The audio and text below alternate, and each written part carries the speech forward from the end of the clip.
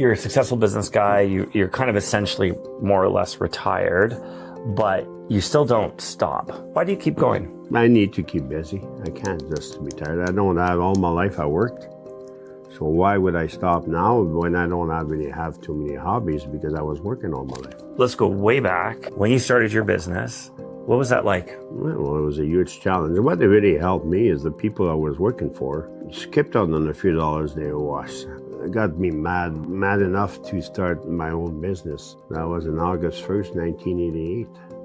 And I had $5,000 in my bank account and 2 power saw and an old Dodge pickup. And that's what started barrel slashing in 1988. What was that like when you first had your first client? It was a challenge, it was exciting, it was everything. And just, we don't think that when you start that you're, of course, become as big as we did.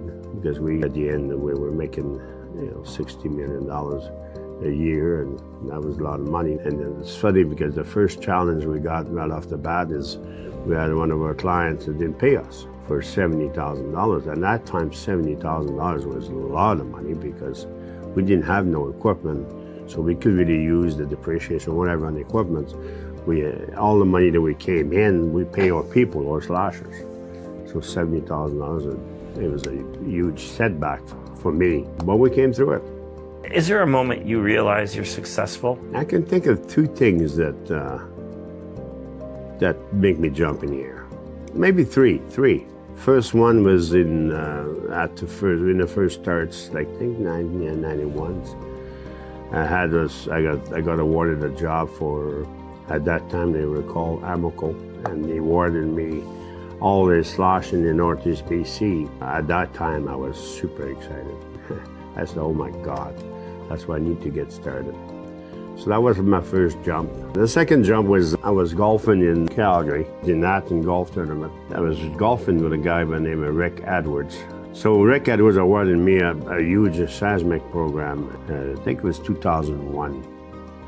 And he wanted all my mulchers at that time. That's when I started my first partnership with the First Nations. So that was my second jump, and my third jump was in 2008. I got awarded the St. Cloud program for 5 years. I jumped up in the air too, so those are probably the first 3 jumps, the biggest 3 jumps in my life. Was there ever a moment in business after you took the leap to buy, to quit your job essentially, get a truck and go on your own? Was there ever a point where you worried about making payroll, or did you ever stay up at night, or did it kind of just flow and you were kind of measured in it? No, it was always a challenge. When you first started, it's always a challenge. From payroll to payroll, it's always, because first of all, I think one thing you learn in life, mostly when you first start business, is you got to get paid. Because if you don't get paid, well, you can't pay no one. And then you got to use the bank, and then you got to pay interest. And so the key thing is to get paid from your clients. You're pretty involved in your business. It's not like you just hired someone to do it. You're in the field with the guys. Tell me what that was like. Well, that's what this Bear Never Sleep came about. I used to go around at night, I always slept, a few hours. But you get so much adrenaline after a while when you got so much going on. Let's not forget that at one time I had 100 mulchers. I had 10 fleets of logging. I had 10 bunchers, 12 skidders, and dilemmas, and not counting the snowcats and the cats and the hoes. But there's so much going on. And plus at one time I had up to 250 people working for me. Lots to think about, and making sure that all the clients was always happy. So I was always in the field making sure that every piece of equipment starts in the morning. A lot of times there was 40, 50 below. Go start the machines or start the pickups even in the morning. So when they get to the equipment, and you go straight to work and things like that. I spent a lot of time in the bush, and I enjoyed it. I was in heaven, there, because everything was clicking. I was making sure everything clicks in the right place. Every clients was happy. Your machinery is impeccable condition. I must say that I don't think I've ever seen someone take as much care making sure their equipment is in pristine shape as you. Well, one thing, in our business, again, it's so seasonal. Used to go work earlier in the year, like September, right till May. You gotta really make your money, make your hay, but really is going to work and take every hours and every day of that season and take advantage of it. That's why I always had many mechanics working for me. But I always updated my equipment to newer equipment, but I always kept a lot of mechanics on site. But my mechanics work every night. Every night I wanted them to work all nights, whenever it takes, to get that machine ready for the next morning to go to work. Because again, every day hours counts in the winter. Tell me about what was your staff. What was that like, helping people, providing for families and them helping you grow your business? Did you have a lot of good people work for you over the years? Oh, I had really a lot of good people working for me. I mean, at the end of the day, that's what makes you. I'm only a part of it. It makes sure the coordinations of everything, it happens. But really, at the end of the day, your people makes you. The quality of your people. You got to try to get too close to the people. But I always looked after them financially, of course, and making sure they always never had a problem. That's one thing I would be proud of in 37 years of business. I never missed a paycheck. It always had the paycheck. You got into horses. How did that happen? I love horses, but I didn't think it would never bring it to the level that I did. And I bought this horse, the first horse I could run faster than the son of a gun. His name was In Pursuit. Well, I'm still in pursuit. I never forget the name of it. You won multiple awards.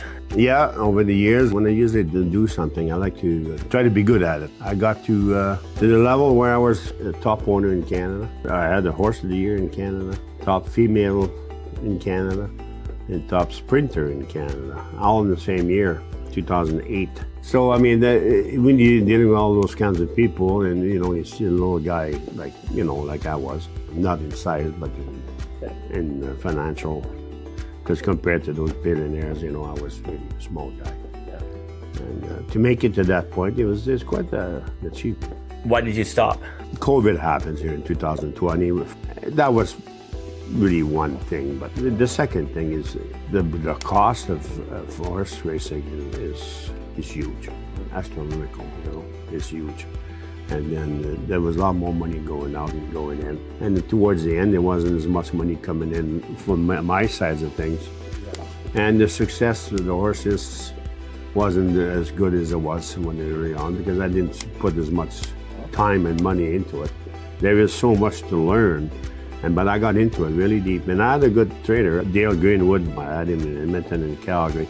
And then I had a good guy in Toronto, Reed Baker, that helped me a lot in learning a lot about horses. And that brought me a lot of success because of that too, because of the homework that I did. Just like every business, you got to put time into it. You got to study the markets and study what you buy. You still need luck.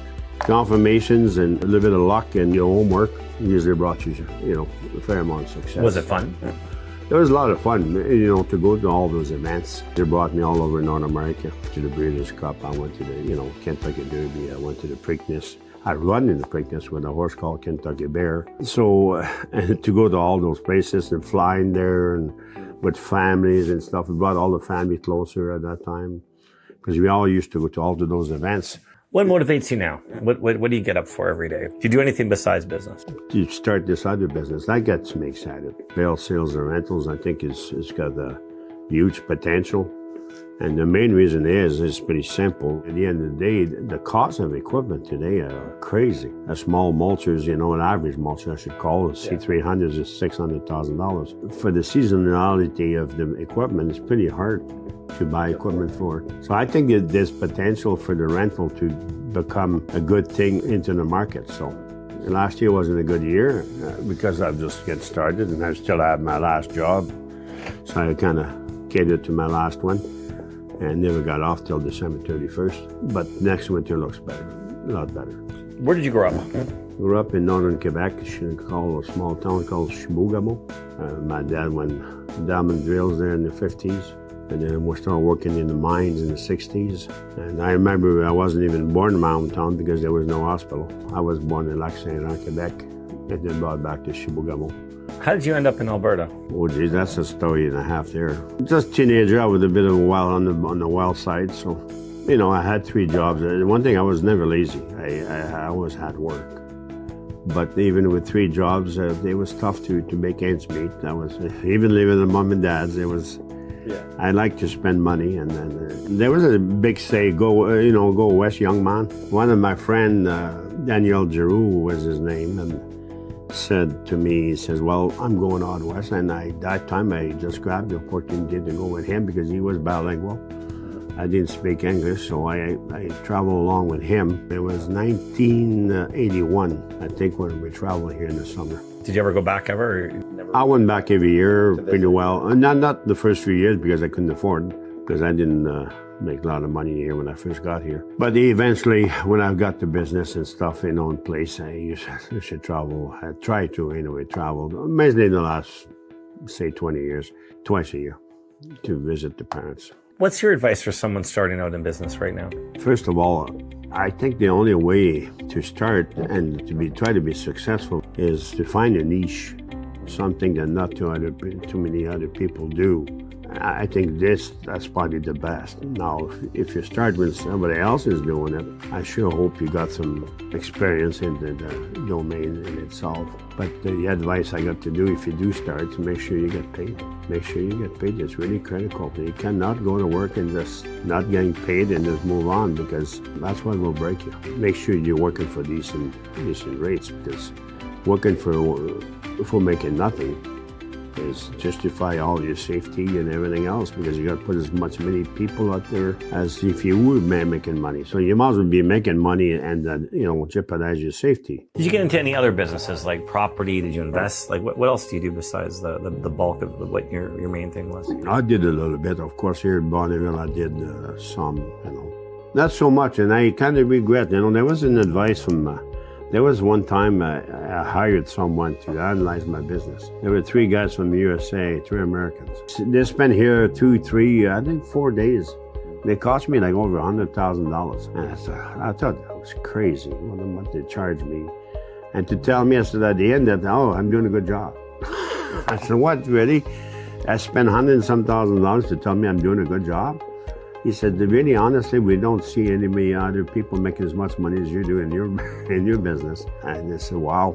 So I said, give me one advice. One advice they give me, he says, always buy land. They don't make more land. If I got to give one advice to anyone that makes any money at one time, don't get into plane and don't get into horses. Buy land or buy something that'll be worth more later. But get into plane, there's no money in it, and horses the same thing. It was a lot of fun, though. The final question for you is, why is philanthropy important? Why is it important to give back to charities? Because you've given a lot of money back to charities. Recently, I was told, and I can guarantee it is truth, that I give over, thereabouts $1 million plus to the kids forever when it was in existence. When we're busy making money, we don't think sometimes the suffering or the bad luck that some of the families run into and stuff. So it was really nice mainly at Kids Forever, to see the family that we were giving money to and meet them personally and see what they were going through. And one of my, if I ever, you should call it philanthropy, but some of those organizations, like I say, take a lot more in their pockets at a higher level. Yeah. And the people at the end they get trickles of what the money you give. So it's hard to do philanthropy anymore. And I don't do too much anymore. So. Barrel Sales and Rentals is going to be doing, the mulchers, of course, because it's so specialized. I'm the only one in Canada, anyway, as far as I know, that does mulchers rentals, and I think it's a niche there in itself. And then I think there's potential there to grow. I'm ready to grow it right across Canada if it needs to.